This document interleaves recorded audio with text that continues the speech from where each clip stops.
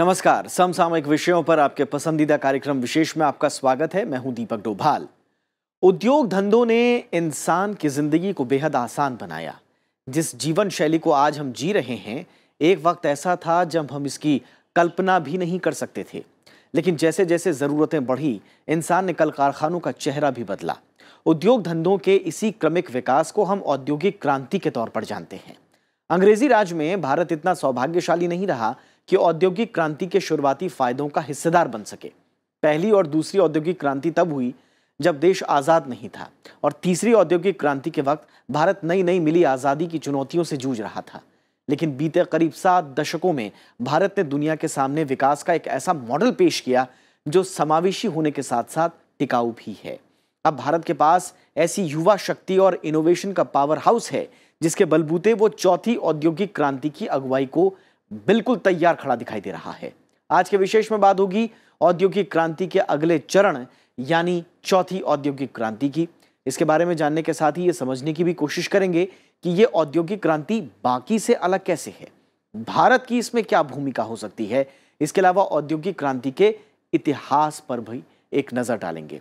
तो शुरू करते हैं आज का विशेष।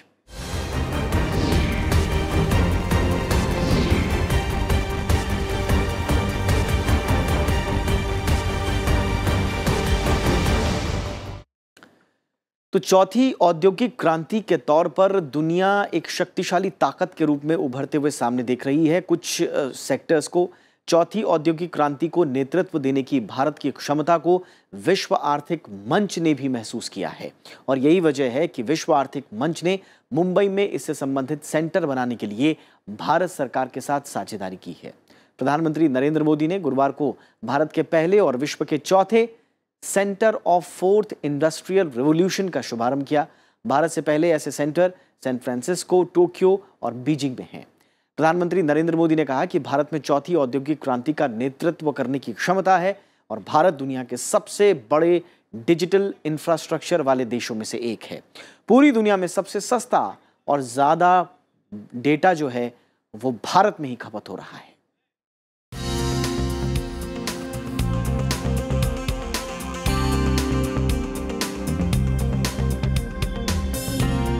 दुनिया चौथी औद्योगिक क्रांति की दहलीज पर खड़ी है। भारत की 50% से अधिक आबादी 27 साल से कम आयु की है। ऐसे में विश्व की चौथी औद्योगिक क्रांति के एजेंडे को लागू करने में भारत की भूमिका जिम्मेदारियों से भरी और काफी अहम होने जा रही है। प्रधानमंत्री नरेंद्र मोदी ने भी इस तथ्य को स्वीकार किया है। गुरुवार को विश्व आर्थिक मंच के centre for the fourth industrial revolution की शुरुआत के मौके पर प्रधानमंत्री ने कहा कि चौथी औद्योगिक क्रांति में भारत का अभूतपूर्व योगदान होगा, और भारत इसे सिर्फ इंडस्ट्री में परिवर्तन के तौर पर नहीं बल्कि सामाजिक परिवर्तन के आधार के तौर पर देख रहा है। उन्होंने कहा कि उनकी सरकार चौथी औद्योगिक क्रांति के फायदों का लाभ उठाने के लिए नीतिगत बदलाव को तैयार है। साथियों, बिना नींव के कोई भी इमारत खड़ी नहीं हो सकती। इंडस्ट्री 4.0 की सफलता भी इसी पर टिकी है कि किस देश में इसके लिए आवश्यक नींव तैयार है, सबसे मजबूत है।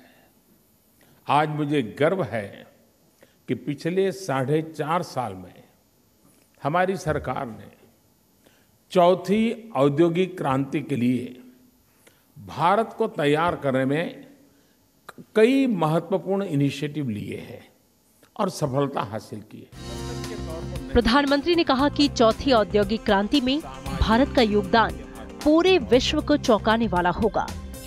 प्रधानमंत्री ने कहा कि हमारी विविधता, हमारी जनसांख्यिकी क्षमता, तेजी से बढ़ता बाजार का आकार और डिजिटल संरचना में देश को शोध और क्रियान्वयन का वैश्विक केंद्र बनाने की संभावना है। भारत में होने वाले इनोवेशन का लाभ पूरी दुनिया और पूरी मानवता को मिलेगा। पहली औद्योगिक क्रांति हुई तो भारत गुलाम था। जब दूसरी औद्योगिक क्रांति हुई तब भी भारत गुलाम था। जब तीसरी औद्योगिक क्रांति हुई तो भारत स्वतंत्रता के बाद मिली चुनौतियों से ही निपटने में संघर्ष कर रहा था। लेकिन अब 21वीं सदी का भारत बदल चुका है। मैं आज पूरे विश्वास से अपने देश के 130 करोड़ लोगों के सामर्थ्य से कह रहा हूं कि भारत चौथी औद्योगिक क्रांति के लाभ से वंचित नहीं रहेगा, बल्कि मैं मानता हूं कि चौथी औद्योगिक क्रांति में भारत का योगदान पूरे विश्व को चौंकाने वाला होगा। प्रधानमंत्री ने चौथी औद्योगिक क्रांति से रोजगार पर नकारात्मक असर पड़ने की आशंकाओं को भी खारिज किया। प्रधानमंत्री का मानना है कि चौथी औद्योगिक क्रांति से रोजगार की प्रकृति बदल जाएगी और इससे रोजगार के अधिक अवसर पैदा होंगे। Artificial intelligence, machine learning, internet of things, blockchain, big data और ऐसी तमाम कई तकनीकों में भारत के विकास को नई ऊंचाई पर ले जाने, रोजगार के लाखों नए अवसर बनाने और देश के हर व्यक्ति के जीवन को बेहतर बनाने की क्षमता है। कुछ लोग चिंता करते हैं कि टेक्नोलॉजी का ये उत्थान रोजगार कम कर देगा क्या, लेकिन सच्चाई ये है कि मानव जीवन की जिन जिन वास्तविकताओं को हमने आज तक छुआ तक नहीं है, उसके द्वार अब इंडस्ट्री 4.0 द्वारा खुलने वाले हैं। ये नेचर ऑफ जॉब को काफी हद तक बदलेगा, नए अवसर पैदा करेगा। इस वास्तविकता को समझते हुए ही भारत सरकार skill India mission, startup India, stand up India, Atal innovation mission जैसे कार्यक्रम चला रही है। चौथी औद्योगिक क्रांति में भारत के लिए ढेर सारी संभावनाएं भी हैं। आर्टिफिशियल इंटेलिजेंस को गरीबी कम करने, किसानों के जीवन में सुधार लाने और दिव्यांगों के जीवन को आसान बनाने के लिए इस्तेमाल किया जा सकता है। स्वास्थ्य सुधार बेहतर होगा और स्वास्थ्य पर होने वाला खर्च कम होगा। आर्टिफिशियल इंटेलिजेंस का सभी क्षेत्रों में व्यापक रूप से उपयोग किया जा सकता है, जिसमें मशीन से लेकर आपराधिक न्याय, विनिर्माण और वित्त जैसे सेक्टर तक शामिल हैं। इसी तरह ब्लॉकचेन तकनीक का इस्तेमाल सरकारी सेवाओं और प्राकृतिक संसाधनों के प्रबंधन में किया जा सकता है। ये तकनीक भारत में संपत्ति और अन्य विवादों को कम करने, पारदर्शिता बढ़ाने और भ्रष्टाचार से लड़ने में भी मदद कर सकता है। इनके अलावा एक और पहलू है मानव रहित एयरक्राफ्ट सिस्टम, जिन्हें आमतौर पर ड्रोन के नाम से जाना जाता है। ये सिस्टम फसल की पैदावार बढ़ाने, खतरनाक नौकरियों को सुरक्षित बनाने और दूर दराज के इलाकों में रहने वाली आबादी के लिए एक लाइफ लाइन के रूप में कार्य कर सकता है। ड्रोन 2022 तक किसानों की आमदनी को दोगुना करने के प्रधानमंत्री मोदी के लक्ष्य को पूरा करने में मदद कर सकता है। भारत बहुत जल्द ही अपनी ड्रोन पॉलिसी का भी ऐलान करने वाला है। ठीक है, पहले की 3 औद्योगिक क्रांति लगभग 100 साल के अंतराल पर आई, लेकिन हम ये भी तो देख रहे हैं कि चौथी क्रांति ने 30-40 साल पहले ही दस्तक दे दी है।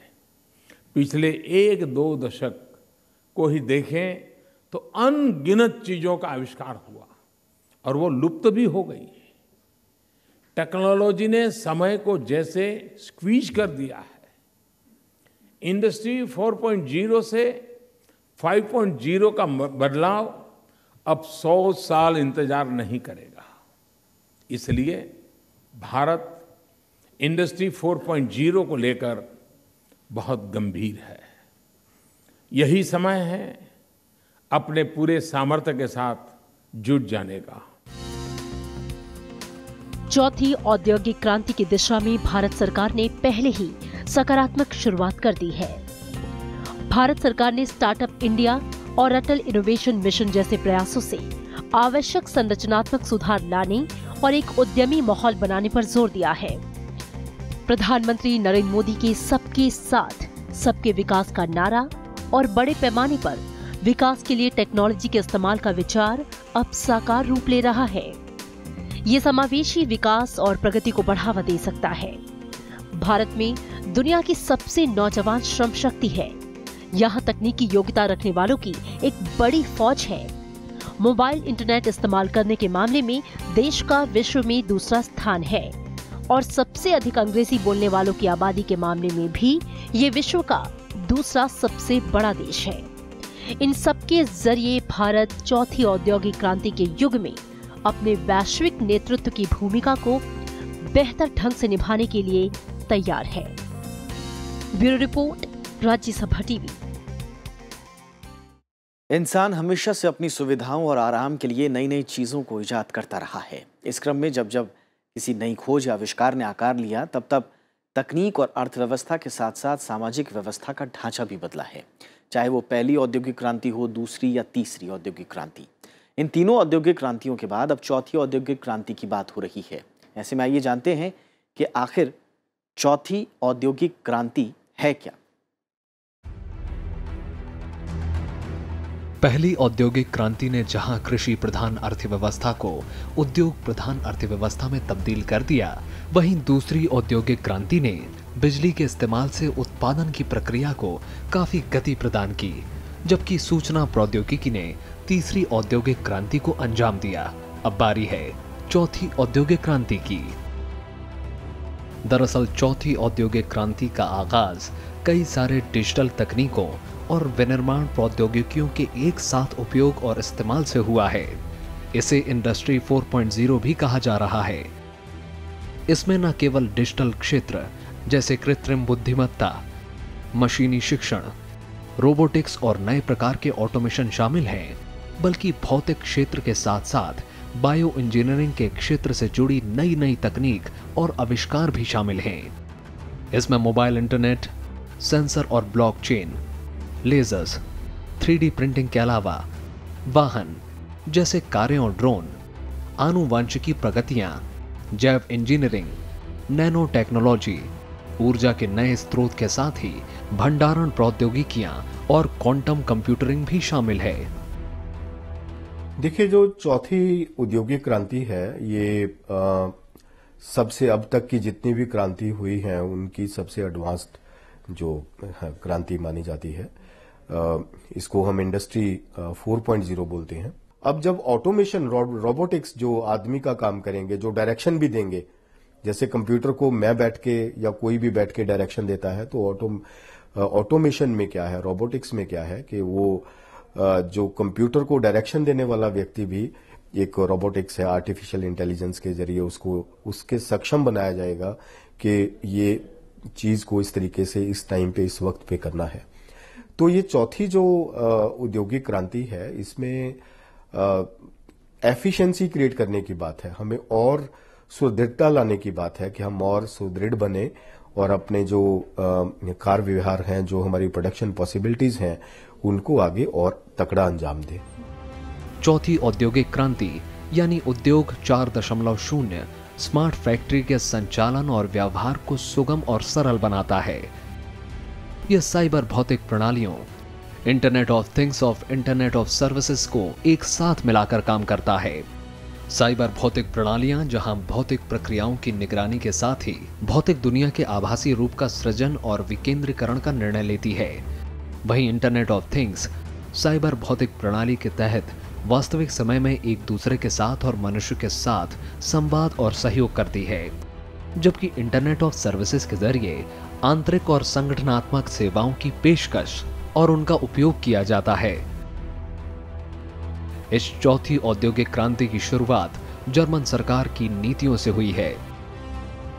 दरअसल आज के दौर में काफी तेज गति से नए नए तकनीकों का इजाद हो रहा है, साथ ही इनका दायरा भी काफी फैल रहा है। ये सिस्टम और समाज को काफी गहरे तक प्रभावित कर रही हैं और इन सब का मिला जुला असर चौथी औद्योगिक क्रांति को फलने फूलने में काफी मददगार साबित हो रहा है। आज प्रसंस्करण शक्ति, भंडारण क्षमता और ज्ञान की पहुंच के साथ मोबाइल उपकरणों से जुड़े अरबों लोगों की संभावनाएं असीमित हैं और इन संभावनाओं को नई नई तकनीक और प्रौद्योगिकी से ही पूरा किया जा सकता है। इसके लिए चौथी औद्योगिक क्रांति काफी मुफीद है, जो बदलाव का सामना करने और उसे समय के अनुकूल बनाने के लिए लचीला और गतिशील मॉडल अपनाने की आवश्यकता पर जोर देती है। बहुत सारे जगहों पे सोशल मीडिया का एक बहुत बड़ा प्रचार शुरू हुआ है। सोशल मीडिया के माध्यम से आदमी बहुत कुछ करते हैं। सोशल मीडिया से सिर्फ आदमी एक दूसरे से बात ही नहीं करते हैं, सोशल मीडिया के साथ चलते बहुत सारे प्रोडक्शन प्रोसेस भी करते हैं। बहुत सारे ऐसे कंपनीज हैं, ई कॉमर्स कंपनीज हैं, वो सोशल मीडिया की वजह से ही चलते हैं। तो ये सारी जो बदलाव हैं, ये इंडस्ट्रियल रेवोल्यूशन 4 का देन है।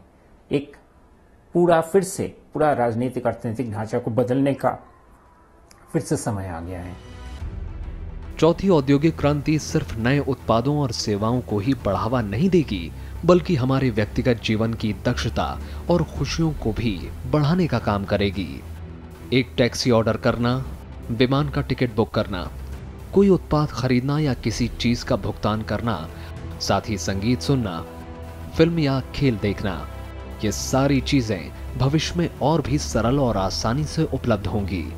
इसके साथ ही भविष्य में तकनीकी नवाचार, दक्षता और उत्पादकता में दीर्घकालिक लाभ के साथ ही वस्तुओं के सप्लाई में भी काफी आसानी होगी। इस क्रांति से जहां परिवहन और संचार लागत काफी कम हो सकती है, वहीं वैश्विक आपूर्ति श्रृंखला बेहद प्रभावी हो सकती है। साथ ही व्यापार की लागत कम हो जाएगी और नए बाजार खुलने से आर्थिक विकास को काफी बढ़ावा मिलने की उम्मीद है। जब हम इस टेक्नोलॉजी को अडॉप्ट कर रहे हैं, जब हमारी एफिशिएंसी बढ़ेगी, हमारी इकोनॉमीज ऑफ स्केल बढ़ेंगी, हम उतने ही समय में उसी मशीन के द्वारा ज्यादा से ज्यादा यूनिट्स प्रोड्यूस कर पाएंगे, तो उससे इन्वेस्टर जो है हमारी तरफ अट्रैक्ट होगा कि हमें भारत में जाके ही प्रोड्यूस करना है और वहां के लोगों के लिए सर्व करना है और हमें वहां से प्रोड्यूस करके बाहर के देशों में भी एक्सपोर्ट करना है। तो जब हम ऐसी चीज क्रिएट करते हैं कि जहां पे एफिशिएंसीज हैं, तो इन्वेस्टर अट्रैक्ट होते हैं, वो आके इन्वेस्ट करते हैं।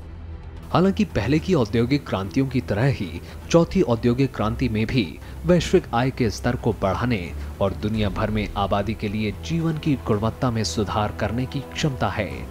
लेकिन इसे लेकर कई तरह की आशंकाएं भी जताई जा रही हैं, जैसे इसके आने से व्यापार में असमानता पैदा हो सकती है, खासकर रोजगार की कमी और श्रम बाजारों को इससे परेशानी हो सकती है। लीना शर्मा के साथ ब्यूरो रिपोर्ट, राज्यसभा टीवी। आज दुनिया एक नई और व्यापक चौथी औद्योगिक क्रांति की दिशा में तेजी से आगे बढ़ रही है। हमें टेक्नोलॉजी के क्षेत्र में लगातार नए नए आविष्कार देखने को मिल रहे हैं, लेकिन इन सब चीज़ों की बुनियाद 18वीं सदी के उत्तरार्ध में ही शुरू हो गई थी, जब पहली औद्योगिक क्रांति की शुरुआत हुई। इसके बाद कई चरणों से गुजरती हुई दुनिया आज चौथी औद्योगिक क्रांति की दहलीज तक आ पहुंची है। ऐसे में आइए जानते हैं औद्योगिक क्रांति के विकास के सफर के बारे में।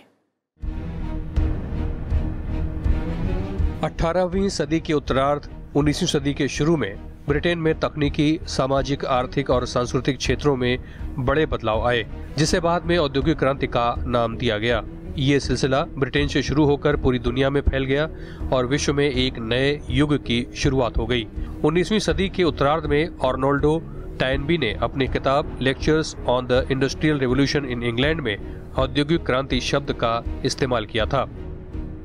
पहली बार औद्योगिक क्रांति की शुरुआत वस्त्र उद्योग के मशीनीकरण के साथ हुई। इस दौरान जल और वाष्प के इंजन की शक्ति से चलने वाले यंत्रों का आविष्कार हुआ, जिसके कारण नए नए कारखानों की स्थापना हुई। वाष्प की शक्ति से चलने वाली मशीनों के आने से उत्पादन में जबरदस्त वृद्धि हुई। अधिक संख्या में कारखाने और मजदूरों की संख्या के चलते खपत योग्य वस्तुओं का बड़े पैमाने पर उत्पादन होने लगा।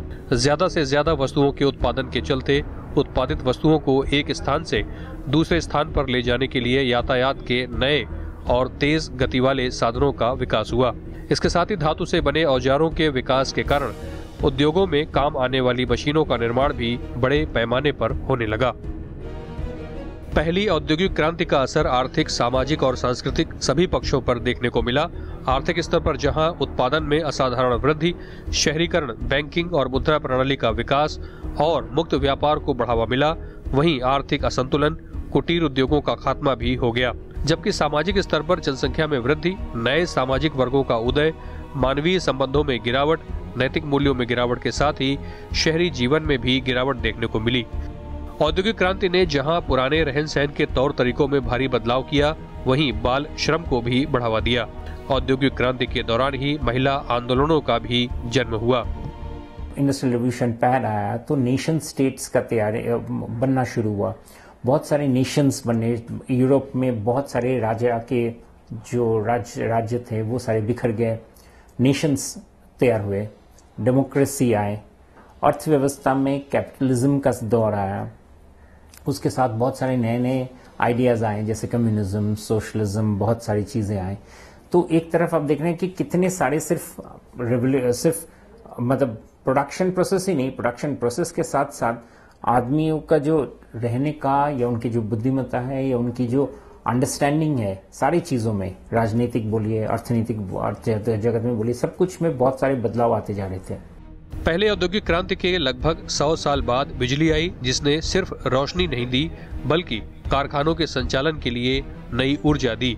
इसके कारण उत्पादन में भारी वृद्धि हुई। इसके साथ ही सन 1840 के बाद यूरोप में रेलवे का विस्तार हुआ, जिससे औद्योगिक उत्पादन में अभूतपूर्व तेजी आई। मोटर गाड़ियां अस्तित्व में आई, जिन्होंने बग्घियों को बहुत हद तक बाहर कर दिया। हवाई जहाज की शुरुआत हुई और टेलीफोन ने संचार क्रांति को बढ़ावा दिया। औद्योगिकरण के इस दौर को दूसरी औद्योगिक क्रांति का नाम दिया गया। इसके बाद 20वीं सदी के आखिरी दशकों में कंप्यूटर और सूचना के साथ संचार क्रांति से जुड़ी प्रौद्योगिकी में तेजी से परिवर्तन ने काफी कुछ बदल दिया। इसे औद्योगिक क्रांति का तीसरा दौर कहा गया। टेलीग्राफ के साथ ही पुराने टाइपराइटर्स और छापाखाने अतीत के गर्भ में समा गए। लैंडलाइन फोन की जगह मोबाइल आ गए। कंप्यूटर और इंटरनेट के इस्तेमाल ने कई जटिल चीजों को आसान बना दिया और दुनिया को एक ग्लोबल गांव में तब्दील कर दिया। इस दौरान बिना ड्राइवरों की गाड़ियां, चालक रहित ड्रोन, मशीनें जो सैकड़ों भाषाओं का तुरंत दूसरी भाषाओं में अनुवाद करने की क्षमता रखती हैं, उसके साथ ही नई मोबाइल तकनीक के आने से दूरियां सिमट कर रह गई। जो पहली क्रांति थी वो थी कि जब आदमी अपने घर से बाहर आया, फैक्ट्रीज में आया काम करने के लिए, वो एक क्रांति थी कि लोगों का समूह बनना शुरू हुआ कुछ करने के लिए। फिर जब लोगों ने मशीनों की यूज शुरू की तो वो एक दूसरी क्रांति थी। जब मशीनों को आगे कंप्यूटर से रेगुलेट किया जाने लगा, कंप्यूटर युग आया, तब वो तीसरी क्रांति। तकनीक में रोज नए आविष्कार और उसके उपयोग ने अब एक कदम आगे जाकर चौथी औद्योगिक क्रांति की संभावनाओं को साकार कर दिया है। Bureau report, Rajya Sabha TV. और इस तरह से दुनिया में जब औद्योगिकरण की शुरुआत हुई तो गुलामी की वजह से औद्योगिक क्रांति ने भारतीय उद्योग धंधों का नाश किया और लाखों कारीगर भूखों मरने लगे। भारतीय कारीगर मशीन की बनी वस्तुओं से प्रतिस्पर्धा करने में असमर्थ थे। ब्रिटिश शासन में औद्योगिक क्रांति, जो कि इंग्लैंड के लिए वरदान स्वरूप थी, वो भारतीय उद्योगों के लिए एक तरह से अभिशाप सिद्ध हुई। लेकिन बाद में हालात में बदलाव भी आया और आज़ादी के बाद तो भारत ने भी औद्योगिक क्रांति का इस्तेमाल कर विकास की राह पकड़ ली। जाते जाते आपको इसी खास रिपोर्ट के साथ छोड़े जा रहे हैं और आपको याद दिला दें, हमारा ये कार्यक्रम आप YouTube पर देखना ना भूलें, जहां पर आपकी प्रतिक्रियाओं का हमें हमेशा इंतजार रहता है। नमस्कार।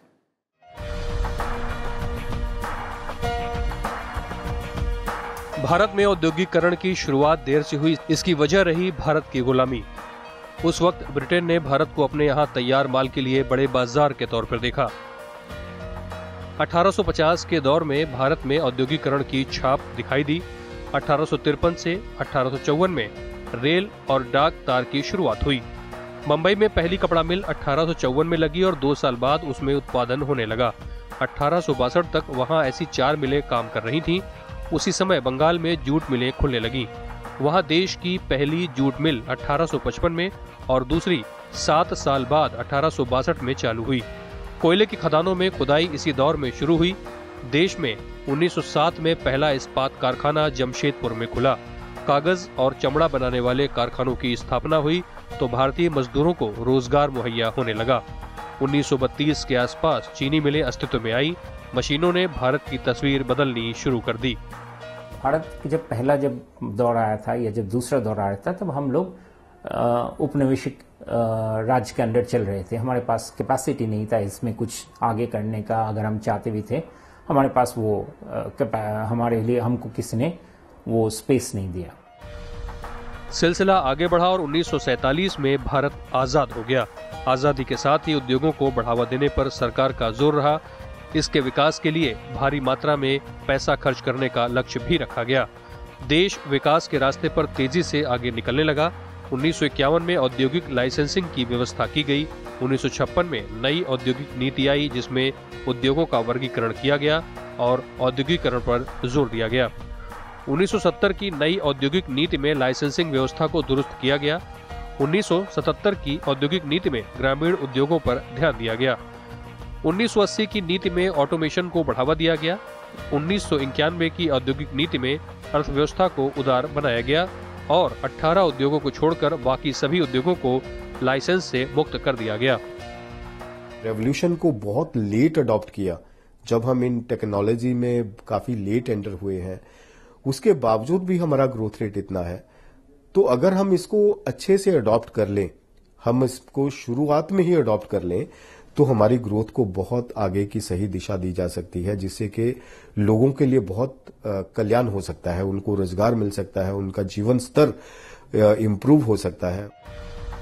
1990 के दशक में उदारीकरण का दौर शुरू हुआ तो दुनिया के तमाम देश वैश्विक गांव में तब्दील होने लगे। भारत दुनिया के मानचित्र पर बड़े बाजार और बड़ी अर्थव्यवस्था के तौर पर उभरा है। तमाम देश भारत के साथ व्यापार करने की कवायद में जुट गए। अब हालात ऐसे हो गए हैं कि भारत चौथी औद्योगिक क्रांति का नेतृत्व करने की कगार पर है। चौथी औद्योगिक क्रांति को नेतृत्व देने की भारत की क्षमता को विश्व आर्थिक मंच ने भी महसूस किया। जल्द ही भारत नई औद्योगिक नीति का ऐलान करने वाला है। वाणिज्य और उद्योग मंत्री ने कहा कि नई औद्योगिक नीति तैयार है। ये नीति चौथी औद्योगिकी क्रांति से उत्पन्न चुनौतियों और अवसरों को ध्यान में रखकर बनाई गई है। लीना शर्मा के साथ ब्यूरो रिपोर्ट, राज्यसभा टीवी।